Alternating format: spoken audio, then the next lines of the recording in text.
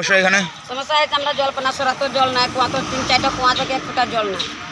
দুদিন থেকে পোলা পানা খাই জল মধ্যে নোংরা গুটা গাঠি হইতে আছে, কই পাইমু ওষুধ পানি, কই পাইমু কিতা করবো, জল খাইতে পাই না, 2 দিন থেকে ভাত রান দেয়া খাইতে পাই না, চিড়া টিড়া আনিয়া খাইতে আছে, জল কিনে আনিয়া খাইতে আছে, কিতা করবো। গ্রামের মধ্যে 4-5টা কুয়া আছে, একটা কুয়া 1 ফুটা জল নাই, এত শোক না, সরাতো জল নাই, জল নাই, স্নান করতে পারি না, কাপড় চোপড় ধুতে পারি না, খাইতে পারি না।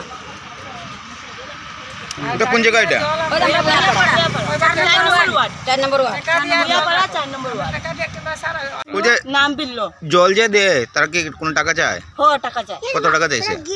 মানে জল রাখলে যায় তখন পরিমাণে রাখবেন, 2 বালতি রাখলে 2 বালতি পরিমাণে টাকা দিবেন, কত 5 টাকা? বালতি রাখলে 5 বালতি পরিমাণে টাকা দিবেন, কত টাকা?